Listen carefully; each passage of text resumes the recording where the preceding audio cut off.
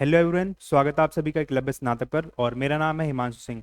आज की इस वीडियो में हम बात करेंगे बीए पॉलिटिकल साइंस ऑनर्स का सेमेस्टर 6 का जो सब्जेक्ट है इंडियन पॉलिटिकल थॉट सेकंड, उसके बारे में हम बात करेंगे। इसके कुछ मोस्ट इंपॉर्टेंट क्वेश्चंस हैं, उनको हम इस एक वीडियो में, वन शॉट वीडियो में कवर करेंगे। अगर आपको इसकी पीडीएफ चाहिए तो आप हमारा टेलीग्राम चैनल ज्वाइन कर सकते हैं, जिसका नाम है एकलव्य स्नातक 1। इसका जो लिंक है वो आपको डिस्क्रिप्शन बॉक्स में मिल जाएगा, आप वहां से इसको ज्वाइन कर सकते हैं या फिर टेलीग्राम पर ये सर्च करके वहां से ज्वाइन हो सकते हैं। तो चलिए स्टार्ट करते हैं। तो जो हमारा पहला क्वेश्चन है वो है कि क्या आप इससे सहमत हैं कि जो राजा राम मोहन रॉय थे वो भारतीय पुनर्जागरण के जनक थे। ठीक है, तो इसकी हमें व्याख्या करनी है। आप यहाँ पे एक वर्ड देख रहे हो, एक शब्द देख रहे हो, जिसका जो है पुनर्जागरण। तो पुनर्जागरण एक ऐसा काल होता है जहां पर हमें समाज में जितनी भी कुप्रथाएं चली आ रही हैं, जितनी भी बुराइयां चली आ रही हैं, अंधविश्वास फैलते हैं, उसमें समाज को दोबारा से जागृत करने के लिए, दोबारा से समाज को जगाने के लिए, उनको जागरूक करने के लिए हमें कुछ सामाजिक सुधार आंदोलन देखने को मिलते हैं। ठीक है, तो उसी को बोलते हैं पुनर्जागरण काल। अगर हम राजा राम मोहन रॉय की बात करते हैं तो हम उनको पाते हैं कि वो भारतीय समाज में एक ऐसे व्यक्ति बनकर उभरे थे जिन्होंने समाज में बहुत सारे सामाजिक सुधार आंदोलन चलाए थे, धार्मिक सुधार आंदोलन चलाए थे और समाज का आधुनिकीकरण किया था, यानी कि जो हमारी इंडियन सोसाइटी थी उसको मॉडर्न बनाया था। आपको पता है जब हम हिस्ट्री को पढ़ते हैं तो हम उसमें तीन पार्ट पढ़ते हैं। सबसे पहले हम पढ़ते हैं एंशियंट हिस्ट्री, दूसरा मेडाइवल और तीसरा मॉडर्न हिस्ट्री। अगर हम राजा राम मोहन रॉय की बात करते हैं तो कहीं पे हमें दिखाई देखने को मिलता है जहाँ पे मॉडर्न हिस्ट्री हम पढ़ते हैं और हम पढ़ते हैं एक मेडाइवल हिस्ट्री। ठीक है, तो जहाँ पर जो मेडाइवल होती है वो खत्म होने को आती है और जहाँ से मॉडर्न स्टार्ट होती है, तो उसके बीच टाइम पीरियड पे कहीं ना हमें जो राजा राम मोहन रॉय हैं वो देखने को मिलते हैं। और इसी टाइम पे जो समाज में कई सारी कुप्रथाएं चलती आ रही हैं, चल रही थी, कई प्रकार के अंधविश्वास फैले थे। जो सामाजिक स्तर होता है बहुत निम्न था, लोगों के साथ बहुत भेदभाव था, समाज में बहुत सारी गलत प्रथाएं चलती आ रही थी। तो इन चीजों को राजा राम मोहन रॉय ने यहाँ पे इनको खत्म किया था। अगर हम इनकी बात करते हैं तो इनको आधुनिक भारत का निर्माता कहा जाता है। ठीक है, अगर हम इनके जन्म की बात करते हैं, इनका जो जन्म हुआ था 14 अगस्त 1774 को हुआ था। ठीक है, तो इनका जो जन्म स्थान था, जिस टाइम पे ये पैदा हुए थे, बंगाल में एक जिला पड़ता था हुगली, उसका एक गांव था राधानगर गांव, उन वहां पर इनका जन्म हुआ था। अगर इनके हम माता पिता की बात करते हैं तो जो माता थी उनकी वो तारिणी देवी थी और इनके जो पिता थे वो रमाकांत रॉय थे। ये हैं राजा राम मोहन रॉय। तो ठीक है, इनको एक महान समाज सुधारक के रूप में भी जाना जाता है। इनको बंगाली, संस्कृत, अरबी, फारसी, हिब्रू, ग्रीक, लैटिन, इस तरह की कई तरह की लैंग्वेजेस थी, भाषाएं थी। 17 भाषाएं ऐसी थी जिनकी जानकारी इनको थी।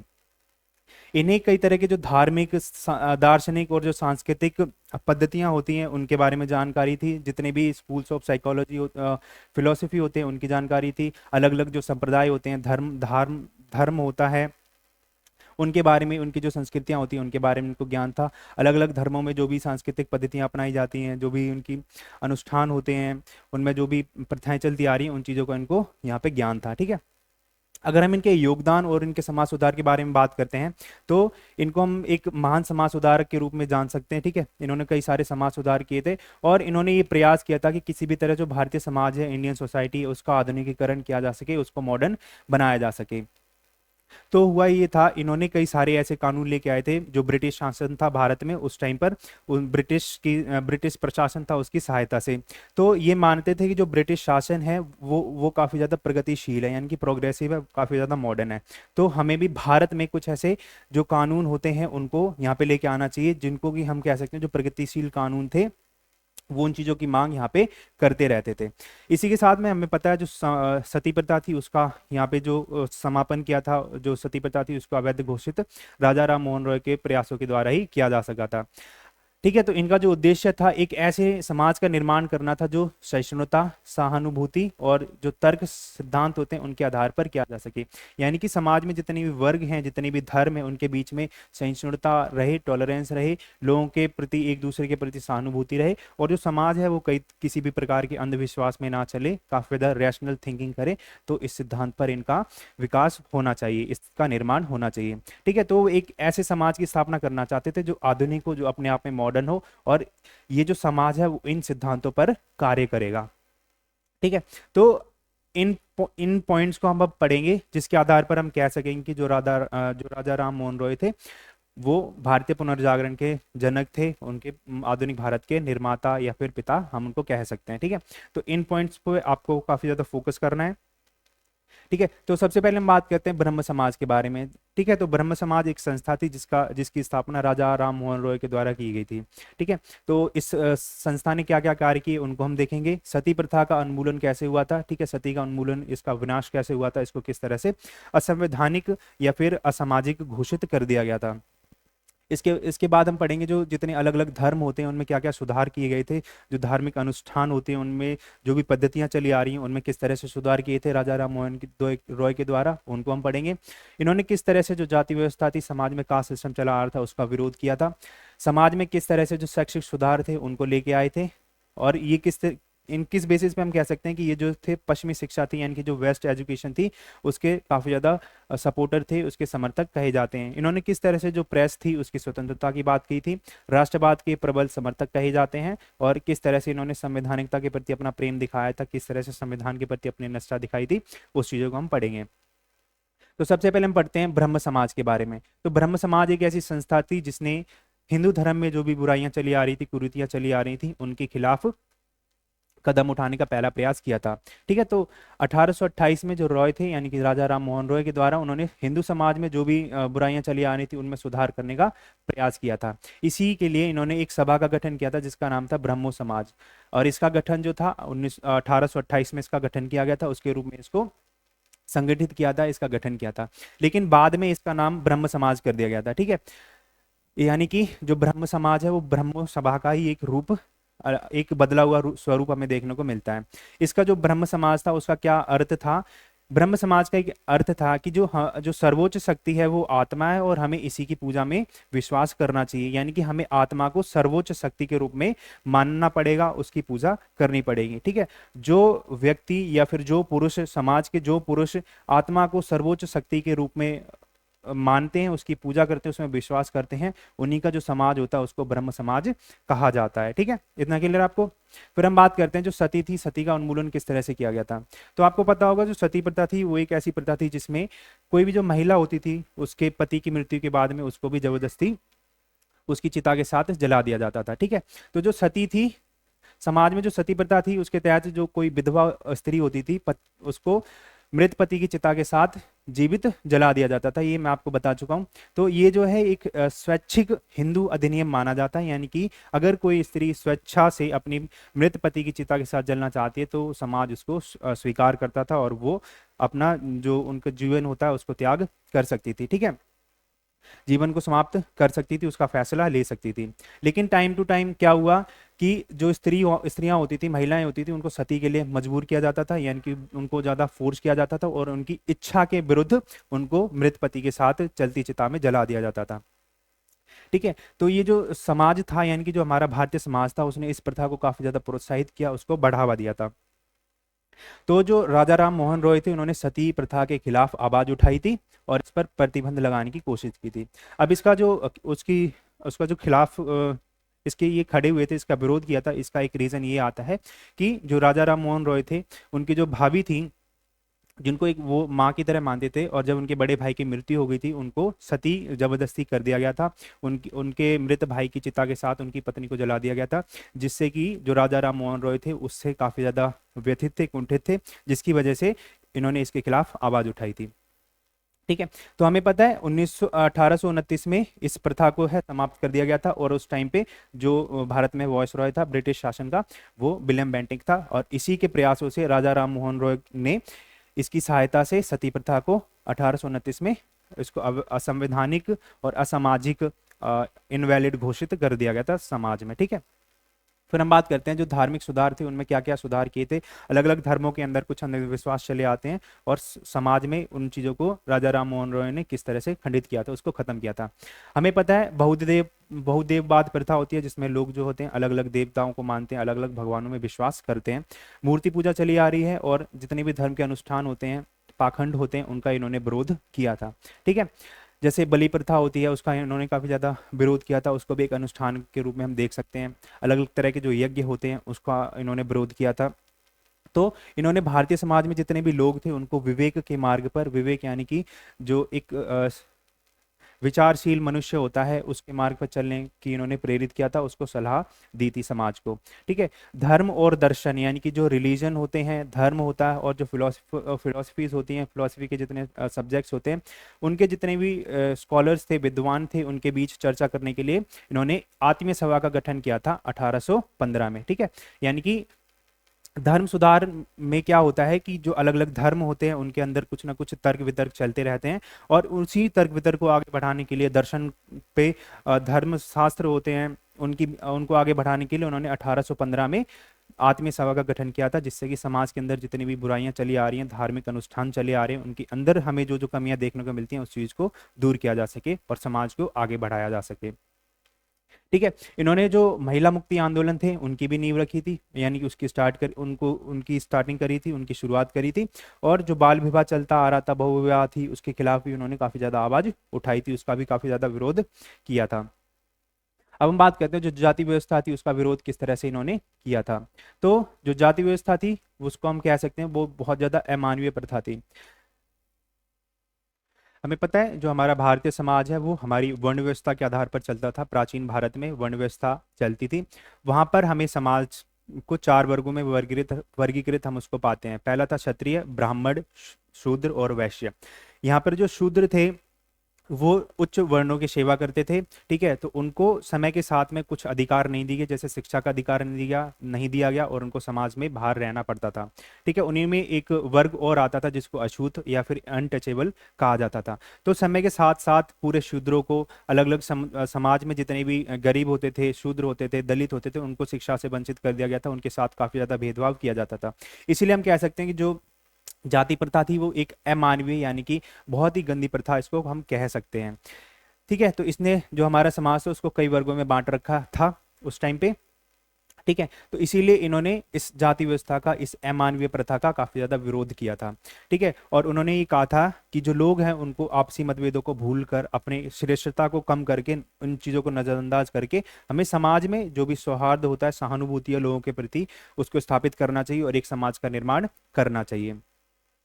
ठीक है, इन्होंने क्या क्या शैक्षिक सुधार किए थे उनको देखते हैं एक बार। तो जो राजा राम मोहन रॉय थे संस्कृत और फारसी, ठीक है, इन काफी ज्यादा ये जो पारंपरिक क्लासिकल जो लैंग्वेज होती है उनके विद्वान थे, उनके स्कॉलर माने जाते हैं ये।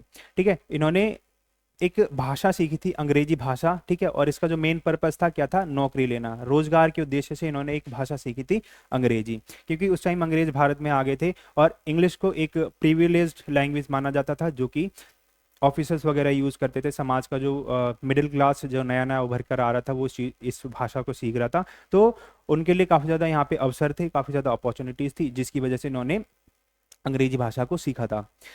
इन्होंने कई सारे जो पारंपरिक ग्रंथ थे उनका अध्ययन किया था। ठीक है, और उन्होंने ये पाया था कि जो भारतीय शिक्षा में है, जो है ना, तर्क संगत शिक्षा और वैज्ञानिकता का काफी ज्यादा हमें यहाँ पे अभाव देखने को मिलता है, उसकी कमी देखने को मिलती है। यानी कि इंडिया में जो एजुकेशन चली आ रही थी उसमें हमें जो साइंटिफिक टेम्परामेंट होता है उसकी कमी देखने को मिलती है। एक जो रैशनल थिंकिंग होती है वो हमें देखने को कम मिलती है। रैशनल थिंकिंग से तात्पर्य क्या होता है, रैशनल थिंकिंग यानी कि जो तर्क संगत जो शिक्षा होती है, तर्क संगत जो सोच होती है, वो हमें एक ऐसी सोच पाते हैं उसको, जहां पर जो लोग होते हैं कुछ बिना सोचे समझे किसी भी प्रथा को फॉलो करते करते हैं और अंधविश्वासों में पड़ जाते हैं। ठीक है, तो लोग बिना सोचे समझे किसी भी शिक्षा को फॉलो कर रहे हैं, उसका पालन कर रहे हैं, तो ये चीजें हमें यहाँ पे इसकी कमी देखने को मिलती है। इन्होंने फिर ये वकालत की थी किस तरह से हम जो अलग अलग सब्जेक्ट्स होते हैं, जिससे हम लोगों के अंदर जो रैशनल थिंकिंग होती है, साइंटिफिक टेम्परामेंट होता है, हम उसको डेवलप कर सकते हैं। तो उन्होंने कहा था कि जो मैथ होता है यानी कि गणित, भौतिकी, रसायन विज्ञान और जो वनस्पतिक विज्ञान होता है हम उसको अंग्रेजी में पढ़ा सकते हैं। इसकी वकालत राजा राम मोहन रॉय के द्वारा की गई थी, और ये जो थे काफी ज्यादा पश्चिमी शिक्षा थी, यानी कि जो वेस्टर्न एजुकेशन थी उसके सपोर्टर माने जाते हैं। ठीक है, जैसे मैं आपको बता चुका हूँ, साइंटिफिक टेम्परामेंट को डेवलप करने के लिए, रैशनल थिंकिंग को डेवलप करने के लिए, और एक प्रोग्रेसिव यानी कि प्रगतिशील जो शिक्षा प्रणाली थी उसको इन्होंने काफी ज्यादा यहाँ पे महसूस किया, उसकी जरूरत को महसूस यहाँ पे ये करते थे। इन्होंने भारतीय जो वैदिक शिक्षा थी यानी कि जो वेद वगैरह थे, वेद थे, अरण्यक थे, उपनिषद थे, उनका अध्ययन किया, और दार्शनिक शिक्षा प्रणालियों का भी अध्ययन किया, और उन्होंने इस बात पर बल दिया कि हमें इन दोनों के बीच में कोऑर्डिनेशन बिठाना पड़ेगा, हम अपने वेदों को भी ना छोड़ें, और जो हमारी जो अलग अलग जो स्कूल्स ऑफ फिलोसफीज है, अलग अलग जो दार्शनिक पद्धतियां हैं, प्रणालियां हैं, उन पर ही भी हमें फोकस करना है और हमें जो पश्चिम की शिक्षा है उसका भी समर्थन करना है और अपने आप में उसमें बदलाव लेकर आना, उनके बीच में कोऑर्डिनेशन बिठाना है। ठीक है। तो जब मैकॉले भारत में आया था तो उसने एक नया एजुकेशन सिस्टम बनाया था भारत के लिए, जिसको हम अंग्रेजी शिक्षा प्रणाली कहते हैं। ठीक है। तो उन्होंने मैकॉले के द्वारा जो भारत में जो शिक्षा प्रणाली दी गई थी उसका समर्थन यहाँ पे किया था। इन्होंने 1825 में वेदांत कॉलेज थे उसकी स्थापना की थी और 1816 में जो अंग्रेजी स्कूल था यानी कि जो इंग्लिश स्कूल था उसकी भी स्थापना यहाँ पे की थी। ठीक है। किस तरह से उन्होंने जो प्रेस की स्वतंत्रता होती है उसको सुनिश्चित किया था, तो जो राजा राम मोहन रॉय थे उनको भारतीय पत्रकारिता का जनक भी कहा जाता है, यानी कि फादर ऑफ इंडियन जर्नलिज्म, क्योंकि इनके द्वारा कुछ अलग अलग जो अखबार थे उनको स्थापित किया गया था, उनका संपादन किया गया था। ठीक है। ये जो थे जो प्रेस की स्वतंत्रता में विश्वास करते थे, उसमें बिलीव करते थे और ये कहते थे कि जो समाज में जितनी भी प्रथाएं चली आ रही हैं उसमें जागरूकता फैलाने का जो काम है वो उस प्रेस के द्वारा किया जा सकता है, यानी कि जो जर्नलिज्म है उसके द्वारा किया जा सकता है। उसके बाद जो वर्नाकुलर जो प्रेस होते हैं यानी कि जो देसी अखबार होते हैं उनके लिए अधिकारों के लिए मांग की थी, उसके लिए उन्होंने संघर्ष भी किया था। इनके द्वारा एक बंगाली समाचार पत्र था उसका संपादन किया जाता था जिसका नाम था संवाद कौमुदी। ये जो अखबार था इन्हीं के द्वारा संपादित किया जाता था और इन्हीं के द्वारा इसको स्थापित किया गया था। इन्होंने एक अखबार का भी संपादन किया था और इसको स्थापित किया था जिसका नाम था मिरात उल अखबार। ठीक है। तो इस तरह से हम कह सकते हैं कि ये प्रेस की स्वतंत्रता में इस तरह से बिलीव कर सकते थे। उसके बाद हम देखने को मिलता है हमें कि जो राष्ट्रवाद था उसके ये प्रबल समर्थक कहे जाते हैं। जो थे ये राजा राम मोहन थे, वो अलग अलग जो नागरिक होते हैं, व्यक्ति होते हैं, उनकी व्यक्तिगत राजनीतिक स्वतंत्रता में विश्वास करते थे, उसमें बिलीव रखते थे। लोगों को राजनीतिक अधिकार प्राप्त हो, उनको राजनीतिक स्वतंत्रता प्राप्त हो, जिससे कि वो उनका व्यक्तिगत विकास हो सके और अपनी व्यक्तिगत अभिव्यक्ति होती है उसको सुनिश्चित कर सकें। तो वो ये मानते थे कि जितने भी देश हैं उनके ऊपर जो भी उपनिवेशवादी व्यवस्था है, उपनिवेशवादी जो सिस्टम है वो चलता आ रहा है, उसको खत्म किया जाए और जो स्वतंत्रता है उनमें उनको दी जाए। और मतलब ये क्या कहते थे कि जो देश थे अलग अलग उनकी स्वतंत्रता में ये विश्वास करते थे। ठीक है। तो भारतीयों को इन्होंने ये सलाह दी थी कि जो विचार और कर्म में आत्म स्वतंत्रता होती है, यानी कि हमें अपने आप को अंदर से ही इतना सक्षम बनाना पड़ेगा जिससे कि हमारे ऊपर कोई राज ना कर सके, हमारे ऊपर कोई शासन ना कर सके। इसीलिए हमें अपने आप को इतना शिक्षित करना है, अपने आप को इतना काबिल बना लेना, इतना सक्षम बना लेना है कि हम अपने आप पे ही अपना शासन कर सकें, आत्म स्वतंत्रता हम प्राप्त कर सकें। 1826 में एक अधिनियम पारित हुआ था जिसका नाम था जूरी अधिनियम। ठीक है। उसकी इन्होंने निंदा करी थी, जो कि एक धार्मिक भेदभाव की स्टार्टिंग करता था इंडिया के अंदर। जूरी अधिनियम क्या था मैं आपको थोड़ा सा बताता हूँ। 1826 में जब ये अधिनियम आया था उसमें ये कहा गया था कि जो भी अगर जूरी का तात्पर्य होता है कुछ जजों की जो बेंच होती है उसको जूरी बोला जाता है, उसमें ही कहा गया था कि कोई भी जो हिंदू और मुसलमान है किसी अंग्रेज के खिलाफ मुकदमे की सुनवाई नहीं कर सकता है। ठीक है। तो यहाँ से वो एक धार्मिक भेदभाव की शुरुआत हो जाती है। ठीक है। तो उनका जो राष्ट्रवाद था काफी ज्यादा स्पष्ट था, काफी क्लियर था। इन्होंने जो भारतीय थे उनके लिए कानूनी अधिकारों की लड़ाई लड़ी थी, उन भारतीयों के लिए कानूनों की वकालत की थी, समाज में सुधार लेकर आई थी ये। इनको हम कह सकते हैं ये इन्होंने अपना जो प्रेम है वो संवैधानिकता के प्रति दिखाया था, यानी कि ये संविधान में काफी ज्यादा विश्वास करते थे। उनके अनुसार ये था कि जो राष्ट्र है उसके संचालन के लिए दो महत्वपूर्ण पक्ष हैं। एक तो है स्वतंत्रता, यानी कि उसको फ्रीडम होनी चाहिए, सोवेनिटी उसके पास में होनी चाहिए, वो हर पक्ष में स्वतंत्र होना चाहिए, कोई भी निर्णय लेने में अपने आप में स्वतंत्र होना चाहिए। और दूसरा है संवैधानिकता, यानी कि उस देश की जो शासन प्रणाली है उसको जो मार्गदर्शन है वो संविधान से मिलना चाहिए, उस देश का एक संविधान होना चाहिए। ठीक है। तभी हम किसी राष्ट्र को चला सकते हैं। राष्ट्र की सरकार के लिए संवैधानिक स्वरूप को इन्होंने यहाँ पे प्राथमिकता दी थी और भारत में भी ये कहीं ना कहीं वकालत करते हैं कि भारत का भी एक संविधान होना चाहिए। ये जो तानाशाही और जो निरंकुश सत्ता थी उसके काफी ज्यादा विरोधी थे, प्रबल विरोधी इनको माना जाता है। अब निष्कर्ष में आप एक चीज लिख सकते हैं जैसे इनको हम कह सकते हैं कि ये जो राजा राम मोहन रॉय थे उनको जो आधुनिक भारत था यानी कि फादर ऑफ मॉडर्न इंडिया इनको हम कह सकते हैं, क्योंकि अभी हम पढ़ के आए इन्होंने क्या क्या काम किए हैं इसके बेसिस पर हम ये कह सकते हैं कि इनको आधुनिक भारत का हम पिता मान सकते हैं। ठीक है। ये जो थे पश्चिमी यानी कि जो वेस्टर्न थिंकिंग थी और जो ईस्टर्न थिंकिंग थी उसके बीच में समन्वय यानी कि कोऑर्डिनेशन का इन्होंने काम किया था, उसका प्रथम प्रयास इनके द्वारा किया गया था। उनके जो जर्नल्स होते हैं, लेखन होते हैं, उनकी जो थिंकिंग है, विचार हैं, उसने आधुनिक जो पश्चिमी राजनीतिक सिद्धांत थे उनके साथ साथ जो भारतीय प्राचीन विचार थे उनके समन्वय का यहाँ पे काम किया था। इसका एक उदाहरण प्रस्तुत किया था। यानी कि हम कहीं ना कहीं अपने अंदर हमारी जो पुरानी पद्धतियां चली आ रही हैं जो काफी श्रेष्ठ हैं, लेकिन क्या हुआ कि कुछ बीच में कुछ ऐसी सिस्टम कुछ सिस्टम आ गए थे जहां से हमें कुछ ना कुछ कमियां देखने को मिलती है हमारी पुरानी व्यवस्था के अंदर। उन कमियों को दूर कर करके, और जो वर्ल्ड है वो आधुनिक बनता जा रहा है, मॉडर्न बनता जा रहा है, वेस्ट एजुकेशन को फॉलो करके हम दोनों के बीच में कोऑर्डिनेशन बिठा सकते हैं और हम एक उदाहरण प्रस्तुत। नेक्स्ट क्वेश्चन की अगर हम बात करते हैं, नेक्स्ट क्वेश्चन हमारा जो आधुनिक भारतीय राजनीतिक चिंतन थी उसकी क्या क्या प्रमुख धाराएं थी उनका विवेचन करना है। यानी कि किस तरह से जो हमारे जो पॉलिटिकल थिंकर्स थे, राजनीतिक चिंतक थे, वो किन किन धाराओं में किन किन विषयों के बारे में सोचते थे, उसमें चिंतन अपना मनन करते थे। हमें पता है जो अंग्रेज अपने साथ आए थे तो वो एक सिस्टम को साथ में लेकर आए थे जिसको उपनिवेशवाद बोला जाता है, जिसमें एक जो देश होता है दूसरे देश की जो जितनी व्यवस्था होती है और उस पर अपना नियंत्रण स्थापित कर लेते हैं। जब अंग्रेज स्टार्टिंग में भारत में आए थे तो भारत की जो व्यापारिक व्यवस्था थी, यानी कि जो आर्थिक व्यवस्था थी, आर्थिक प्रणाली थी, उस पर नियंत्रण करना चाहते थे।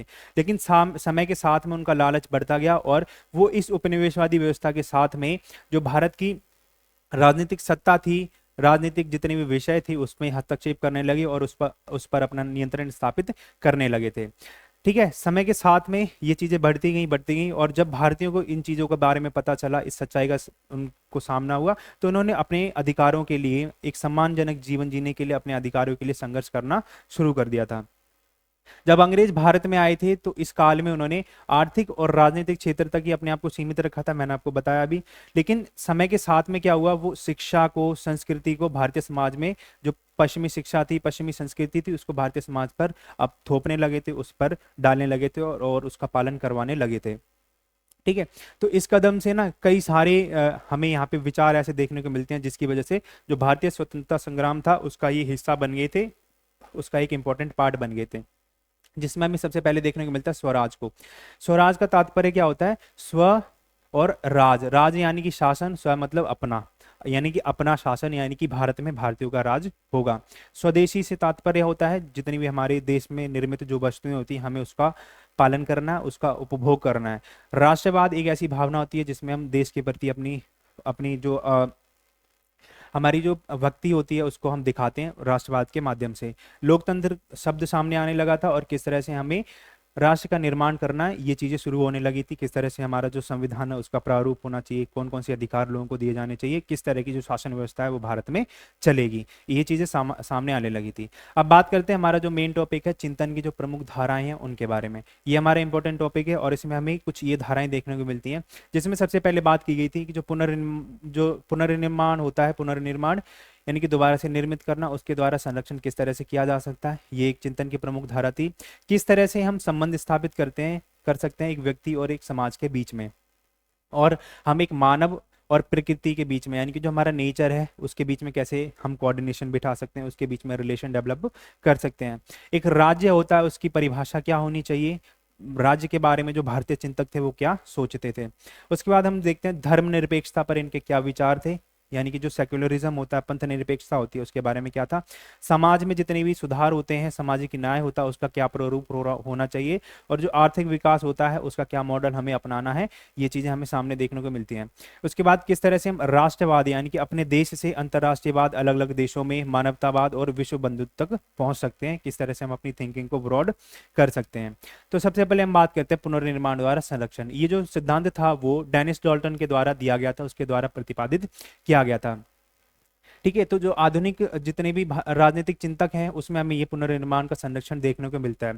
पुनर्निर्माण द्वारा संरक्षण से तात्पर्य इससे होता है कि जो हमारी संस्कृति है, जितने भी हमारे जो स्वदेशी सोर्सेज होते हैं, जो लोकल हमारे रिसोर्सेज होते हैं, हमें उसको दोबारा से पुनर्निर्मित करना है और उसको आगे के लिए संरक्षित करना है। ठीक है, तो जितने भी विचारक होते हैं उन्होंने जो जितने भी स्वदेशी स्रोत थे, सोर्स थे, उनका इन्होंने यूज किया था, उसका उपयोग किया था अपने विचारों को विकसित करने के लिए। ठीक है, अब क्या हुआ कि जो उपनिवेशवाद भारत में आया था उसके प्रति जागरूकता फैलाने के लिए, भारतीय समाज में उसको पुनर्जीवित करने के लिए इन्होंने जितने भी दर्शन थे उसको समय के अनुसार, और जो राष्ट्रवादी आंदोलन थे उनमें उनको प्रेरित करने के लिए इसकी व्याख्या करने लगे थे। इसका क्या तात्पर्य है कि जो भारतीय समाज थे, भारतीय समाज में जितने भी चिंतक थे, उन्होंने सबसे पहले अपने विचारों को डेवलप करने के लिए जितने भी हमारे देसी जो सोर्स होते हैं, स्रोत होते हैं, उनका उपयोग करना शुरू कर दिया था।